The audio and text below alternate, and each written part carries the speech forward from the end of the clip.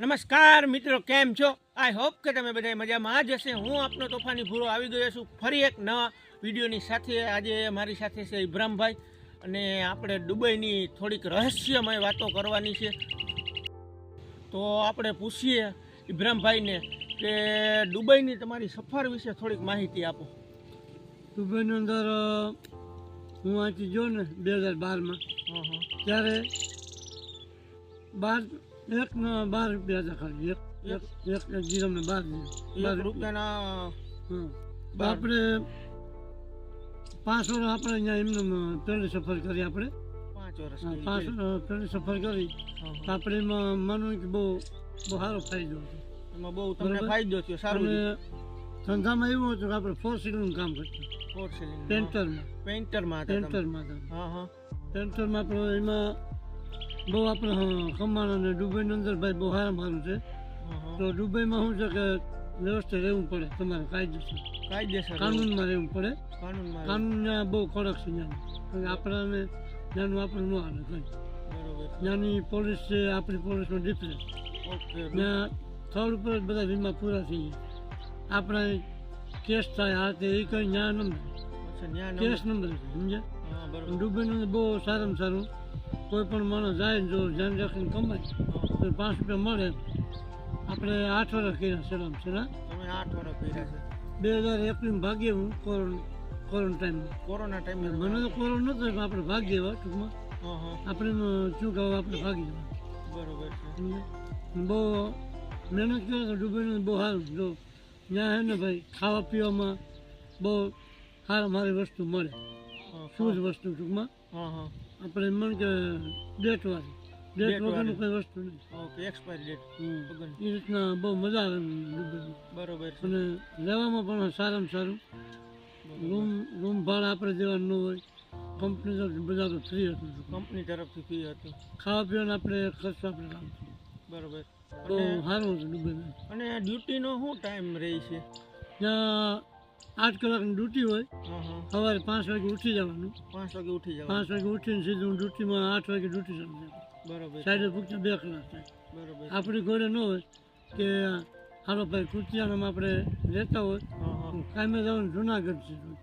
Okay, Junagadh દૂર હોય છે. 80-90 કિલોમીટર કે 150 કિલોમીટર સુધી આપણે કામ કરવા જવાનું હોય. નજીકમાં ન હોય. નજીકમાં ન હોય, દૂર જવું પડે. દૂર જવું પડે આપણા રૂમથી. માનો કે દુબઈમાં રહેતા હોય તો આબુધાબી આપણે કામ કરવા જવાનું. આબુધાબી જવાનું. આબુધાબીનો ટાઈમ હોય ત્યાં 2 કલાક 1.5 કલાક લાગી જાય આપણે પૂછતા. બરોબર છે. બસની અંદર ત્યાં આપણે સીધું આપણે પાસ હોય એ પાસ જમા કરાવવાનું. ડાયરેક્ટ એમ કોઈ ડ્યુટી તમે ન કરી શકો. જાવ એટલે સીધા સિક્યુરિટી હોય ત્યાં પાસ દેવાનું તમારે. પાસ દીધા પછી તમને જોઈ કે ભાઈ બરોબર ઇબ્રાહીમભાઈ તો અંદર જવા દે. બીજો માણસ હોય તો અલાઉડ ન કરે. પાસ વગરનું કામ ન કરી શકે. બરોબર છે. એ રીતના ત્યાં હોય દુબઈમાં.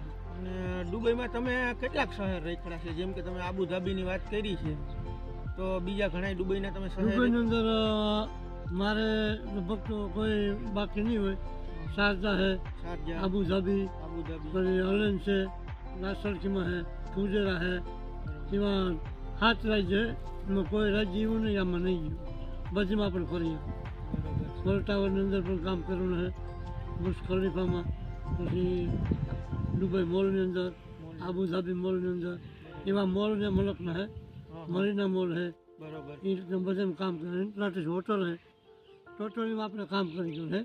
દુબઈનો કોઈ એવો ખૂણો નહીં હોય કે આપણે અહીંયા કામ નહીં કર્યું. બરોબર. રેલની મેટ્રોની અંદર પણ આપણે ફરેલા છે બધી. બરોબર. બસની અંદર પણ આપણે ફરેલા છે, ટેક્સીમાં પણ ફરેલા છે.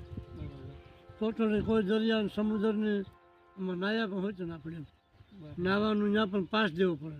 ત્યાં પણ પાસ દેવો પડે. એમનું નાવા ન દે તમને દરિયાની અંદર. બરોબર છે. ત્યાં પણ લખાવવું પડે કે ઇબ્રાહીમભાઈ નાવા ગયા, જો કંઈ પ્રોબ્લેમ થાય તો પાછું એનું શોધખોળ કરી લો ન મળે તો. બરોબર છે. સમજે. આ રીતના આપણે દુબઈમાં 8 વર્ષ ખાઈ જવા પડે. અને બહુ સારું છે. આપણા પણ કંઈ વાંધો નથી. અને કોઈ પણ માણસ જાય ને જો ધ્યાન રાખીને ધંધો કરે તો એના માટે ફાયદો છે. સમજી. અને દુબઈની શું ફેમસ વસ્તુ શું છે ઇબ્રાહીમભાઈ ત્યાંની ફેમસ વસ્તુ દુબઈની? દુબઈમાં ફેમસમાં એવું છે ભાઈ કે જો ત્યાં તો છે ને ફેમસમાં સારામાં ફેમસમાં હોય તો ત્યાં મોજ શોખની અંદર ફેમસમાં એવું મોજ શોખ કરવી ને તો હેલિકોપ્ટર લોકો બધા ફેરવે છે. બરોબર છે. સમજે? કારણ કે હેલિકોપ્ટરમાં આપણે અમુક પૈસા દેવા પડે. દરિયાની અંદર ફેરવવા માટે બહુ પબ્લિક આવે ફરવા માટે. બરોબર. અને એવું પણ કહે છે કે દુબઈમાં ખજૂર વધારે હોય છે. ખજૂર તો મફત જ છે ને. મફત જ છે. ખજૂરની કોઈ કિંમત જ નથી. કોઈ કિંમત તમે રોડ ઉપર ઉભીને પણ ખજૂર ખાઈ શકો. ખજૂરનું કંઈ એવું નથી. ફેમસ ખજૂર છે પણ એ ફ્રીમાં ખાવા માટે પબ્લિકને કોઈ પૈસા દેવા નથી પડતા. ફ્રીમાં પછી ખજૂર તો જો તમે હાલતા સાઈડ ઉપર ગયા હોય તો ત્યાં માનો ખજૂર તો બધે હોય જ. કોઈ પણ ગાર્ડન એવું ન હોય કે આમ ખજૂરી ત્યાં તો ખજૂરી આ જો બિલ્ડિંગ બની ગયું કાલે ખજૂરી વાવાય તમે ખજૂર ખાવા વળી ગઈ ઈમાની આખે આખા ઝાડમાં તો એ લોકો વાવે મોટી મોટી બિલ્ડિંગ બનાવે તો એક દિન સમય ત્યાં કંઈ ન હોય અને બિલ્ડિંગ બની જાય એટલે મોટા મોટા ઝાડમાં આખે આખા ઝાડો વાવી દે ડાયરેક્ટ ફળ ચાલુ થઈ ખાવાનું. આપણી ઘોડે નંબરે કે આ રોપ વાવ્યો તો 5 વર્ષ વાત જોવી પડે. આ તમે આંબો વાવ્યો હોય તો 5 વર્ષ તમે ધ્યાન રાખો તો આંબા કેરી આવે ત્યાં એ નંબરે આખો આંબો જ વાવી જાય. આખો આંબો એમાં સીધું કેરી આવી જાય વર્ષ દિવસ મોટા મોટા આંબા ઝાડો વાવી જાય આપણે ઘોડે નંબરે. ત્યાં તો બધું ટેકનોલોજી બહુ રહી ને ભાઈ. આપણે જેવું કઈ છે ને બરોબર. ત્યાં ટેકનોલોજીમાં એમ મને કે 0 હોય એમાંથી શૂન્યમાંથી સર્જન કરે છે. શૂન્ય આ શૂન્ય હોય તો કાલ સર્જન થઈ જાય. આપણી ઘોડે નંબર કે આ બધી રોડ બનાવે તો એમાં ગમે માટી નાખીને બનાવી દે. ત્યાં તો કાયદેસર વ્યવસ્થિત બનાવવાનું.